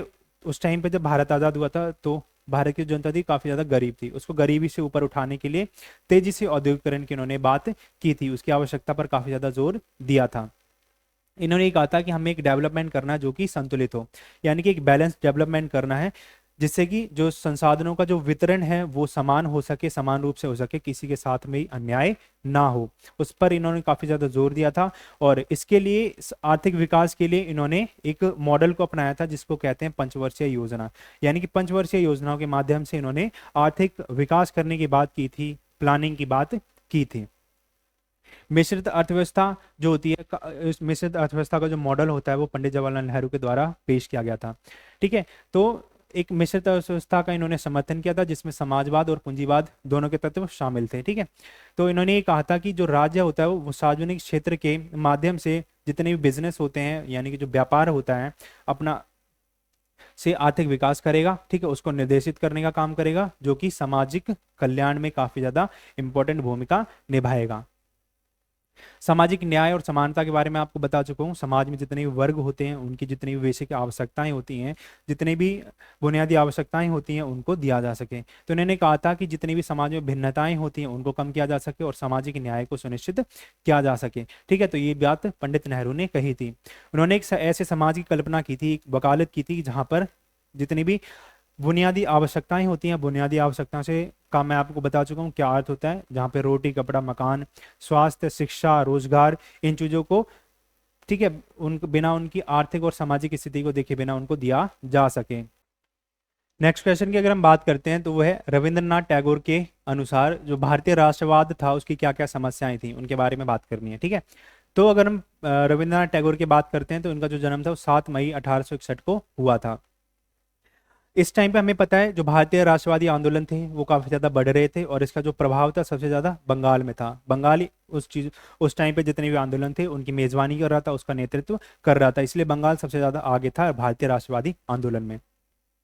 आंदोलन को कम करने के लिए बंगाल का विभाजन किया गया था 1905 में। ठीक है, हमें पता है ये चीज। ठीक है, तो उसी के विरुद्ध, यानी कि जो बंगाल विभाजन किया था, तो वो एक ऐसा माध्यम बन के उभरा था जिससे कि जो भारतीय आंदोलन था उसको सुदृढ़ता मिली, उसको काफी ज्यादा मजबूती मिली, उसको प्रेरणा मिली, और जो भारतीय जनमानस था वो इस आंदोलन में काफी ज्यादा आगे बढ़कर साथ देने लगा था आंदोलनकर्ताओं का। टैगोर जो थे उन्होंने आंदोलन का पहले तो समर्थन किया, लेकिन जब बाद में जो आंदोलन था वो उग्रवादी बनता जा रहा था तो उन्होंने राष्ट्रीय आंदोलन जितने भी थे उनसे अपना समर्थन वापस लेना शुरू कर दिया। हमें पता है हम भारत का जो स्वतंत्रता संग्राम है उसको 3 पार्ट्स में पढ़ते हैं। सबसे पहले हम पढ़ते हैं उदारवादी चरण के बारे में, दूसरा होता है उग्रवादी चरण, और तीसरा होता है गांधीवादी युग। ठीक है, तो उदारवादी चरण में कोई हिंसा नहीं होती है, उग्रवादी चरण में हिंसा होना शुरू हो जाती है। फिर गांधी जी आते हैं, वहां पर सत्याग्रह का अपना मार्ग अपनाते हैं। तो जब आंदोलन उदारवादियों के हाथ में था तो वो याचिकाओं पत्रों के माध्यम से सरकार से मांग करते थे, लेकिन जैसे जैसे आंदोलन उग्रवादी होता चला गया उन्होंने अपना समर्थन वापस लेना शुरू कर दिया। आंदोलनों में हिंसा बढ़ने लगी, ठीक है, तो अपना समर्थन उन्होंने वापस लेना शुरू कर दिया था, क्योंकि ये जो थे अहिंसा और सहिष्णुता के पुजारी थे, उसके अनुयायी कहे जाते हैं इनको। ठीक है, कहा जाता है इनको। तो वह स्वदेशी आंदोलन के हिस्से के रूप में उस टाइम पे जो कुछ विदेशी वस्तुएं थी उनको जलाने की बात की जाती थी आंदोलन के रूप में, तो ये इन चीजों का भी विरोध करते थे। ठीक है, और इसके आगे जो तर्क देते थे वो हम आगे पढ़ेंगे। तो इन्होंने कहा था कि भारतीय जो राष्ट्रवाद था उसमें कुछ समस्याएं हमें देखने को मिलती हैं। 4 समस्याओं के बारे में उन्होंने बात की थी, हम उनको देखते हैं एक बार। तो इन्होंने कहा था कि जो भारतीय राष्ट्रवाद है, यानी कि जो इंडियन नेशनलिज्म है, वो यूरोपीय समझ पर, यानी कि जो वेस्टर्न अंडरस्टैंडिंग है, वेस्टर्न थिंकिंग है, उस पर बेस्ड है, उस पर आधारित है। इससे क्या होता है, दूसरी समस्या इन्होंने बताई थी कि जो एक नैरो नेशनलिज्म है, यानी कि संकीर्ण राष्ट्रवाद है, उसको काफी ज्यादा प्रेरित किया जा रहा है, और राष्ट्रवाद की एक जो नेशनलिज्म की एक जो ब्रॉडर कॉन्सेप्ट है वो आगे नहीं आ पा रहा है। इन्होंने कहा था कि जो विदेशी वस्तुएं हम जला रहे हैं वो गलत चीज है। ठीक है, और ये कहा था कि जो हम अंग्रेजों के प्रति जो घृणा कर रहे हैं वो भी गलत है। तो ये चीजें सारी की सारी समस्याएं रविंद्रनाथ टैगोर ने बताई थी भारतीय राष्ट्रवाद के लिए। अब हम एक एक करके चीजों को समझते हैं। तो जो पहली समस्या बताई थी कि जो भारतीय राष्ट्रवाद है वो यूरोपीय समझ पर आधारित है, तो उन्होंने कहा था कि जो यूरो केंद्रित जो समझ है, यानी कि जो यूरोप है वो लालच और भौतिकतावाद जो नीतियां होती हैं उससे प्रेरित है। ठीक है, यूरो केंद्रित जो समझ है वो लालच पर काफी ज्यादा फोकस करती है, ज्यादा से ज्यादा कमाई पर, और भौतिकतावादी जितने भी संसाधन होते हैं उनको जुटाने में काफी ज्यादा काम करती है। ठीक है, ये कहा था रविंद्रनाथ टैगोर ने। तो वो भारत को एक ऐसा समाज बनाना चाहते थे, ऐसा समाज का निर्माण करना चाहते थे जो भीतर से काम करने के लिए, यानी कि अपने स्व पर काम करने के लिए प्रेरित करे। ठीक है, तो ये कहा था रविंद्रनाथ टैगोर के बारे में। इन्होंने कहा था भारतीय समाज में किसी तरह से हमें नैतिकता को बढ़ाना पड़ेगा, जिसकी वजह से हम लोग अपने अंदर से भीतर से काम कर सकें। उन्होंने कहा था कि भारत को अपनी जो उसके पास आध्यात्मिक प्रतिभा है उसको खोजना पड़ेगा, उसको बहाल करने की दिशा में हमें काम करना चाहिए। उन्होंने ये कहा था कि पश्चिम ने भले ही जो भौतिक स्वरूप है उसको प्राप्त कर लिया हो, लेकिन उसने अपनी जो स्पिरिचुअलिटी होती है, यानी कि जो आध्यात्मिक स्वतंत्रता होती है, उसको उन्होंने नष्ट कर दिया, उसको खो दिया है। पश्चिम को पूरब के साथ सहयोग करना चाहिए, यानी कि कोऑर्डिनेट करना चाहिए, और जो पूरब की सांस्कृतिक विरासत है, उसकी समृद्धि है, उससे सीखना चाहिए। आपको पता है जो पश्चिम है उसने भौतिकवादी सिद्धांत दिया, और अगर हम पूरब के बारे में बात करते हैं उसने आध्यात्मिकता के बारे में बात की थी, और आध्यात्मिकता के क्षेत्र में सबसे बड़ा जो नाम है वो भारत का आता है। तो यही कहा था कि जो पश्चिम होता है उसको पूरब के साथ में आपस में कोऑर्डिनेट करना चाहिए, और उसकी जो विशाल समृद्धि है उससे सीखना चाहिए, उसके साथ सहयोग करके इन चीज़ों को सीखना चाहिए, और इसकी जो आध्यात्मिकता होती है उससे कुछ ना कुछ ज्ञान लेना चाहिए।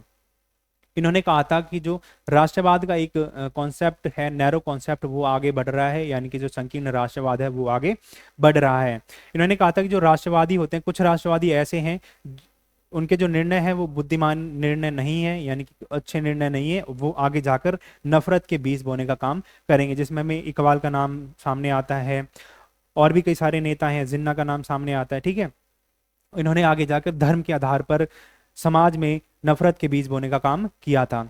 इन्होंने देश के जितने युवाओं थे उनको नफरत की बेड़ियों में, युवाओं के अंदर काफी ज्यादा नफरत थी, चाहे वो अंग्रेजों के खिलाफ हो, चाहे कुछ एक धर्म विशेष के लोगों के खिलाफ नफरत हो, तो इन्होंने उन नफरत की वीडियो में युवाओं को देखकर इन्होंने काफी ज्यादा दुख होता था, काफी ज्यादा क्रोधित होते थे। वो ये नहीं चाहते थे कि जो भारत का युवा है वो अपनी जो स्पेशल पावर होती हैं, उसकी जो शक्तियां होती हैं, वो इन नफरत में उनको लगा दें। इन्होंने कहा था कि जो चरमपंथियों का जो मेन उद्देश्य है वो वंचित, कुपोषित, अछूत और जो निर्धन लोग होते हैं उनकी वास्तविक समस्याओं से कुछ नहीं करना, उनको उनको उनसे कोई सरोकार नहीं है, और इन चरमपंथियों का जो उद्देश्य है वो राजनीतिक सत्ता को प्राप्त करना है, राजनीतिक शक्ति को प्राप्त करना इनका मेन उद्देश्य है। ठीक है, समाज में जो वंचित वर्ग है, निर्धन वर्ग है, अछूत है, कुपोषित है, उनसे उनकी जो समस्याएं होती हैं उनसे इन लोगों को कुछ लेना देना नहीं है। फिर उन्होंने कहा था कि जो भी हम विदेशी वस्तुओं को जला रहे हैं, उसकी जो प्रथा चला रहे हैं वो गलत है। ठीक है, तो असह जो वस्तुएं होती थी उनको असहयोग के रूप में अंग्रेजों के खिलाफ जलाया जाता था। ठीक है, जो जितनी भी विदेशी वस्तुएं थी, और स्वदेशी आंदोलन को बढ़ावा देने के लिए, उसको समर्थन देने के लिए ये कहा जाता था कि जितने भी स्वदेशी उद्योग होते हैं उनसे निर्मित जितनी भी वस्तुएं होती हैं हमें उसका उपयोग करना चाहिए, उसकी मांग की थी आंदोलन जितने भी भारत के राष्ट्रवादी नेता थे उन्होंने। तो इन्होंने कहा था हमें इसका समर्थन नहीं करना चाहिए, क्योंकि हम ये जो कर रहे हैं, ये जो बहिष्कार कर रहे हैं, वो निर्धनों के लिए मददगार नहीं है, उनके लिए हेल्पफुल नहीं है, क्योंकि जो निर्धन होते हैं वो भारत में निर्मित महंगी महंगी चीज़ों को नहीं खरीद सकते हैं, और उनको कपड़े पहनने के लिए चाहिए, तो जो अंग्रेजों के जो विदेशी वस्तुएं होती हैं वो काफ़ी ज़्यादा सस्ती होती हैं, जिससे कि जो निर्धन लोग होते हैं वो इन चीज़ों को खरीद सकते हैं। ठीक है, तो जो बहिष्कार की प्रथा निर्धन और हाशिए पर लोगों के लिए, यानी कि जो वंचित वर्ग है समुदाय का, उसको प्रभावित कर रही है, यानी कि उस पर अपना गलत प्रभाव डाल रही हैं। उस टाइम पे जो स्वतंत्रता संग्राम चल रहा था उसके नाम पर स्कूलों का बहिष्कार किया जा रहा था, जो जिससे कि बच्चों की जो शिक्षा थी वो प्रभावित हो रही थी। तो जो टैगोर थे वो इस विचार से सहमत नहीं थे। अब जो चौथी समस्या इन्होंने बताई थी वो कही थी कि जो अंग्रेजों के प्रति हम लोग घृणा कर रहे हैं वो भी गलत है, क्योंकि उस टाइम के जो राष्ट्रवादी जितने भी नेता थे वो ये चाहते थे कि जो अंग्रेज हैं वो भारत को छोड़ दें, यानी कि हमारे देश से भारत चले जाएं और भारतीयों के हाथ में अपनी राजनीतिक शक्ति को दे दें।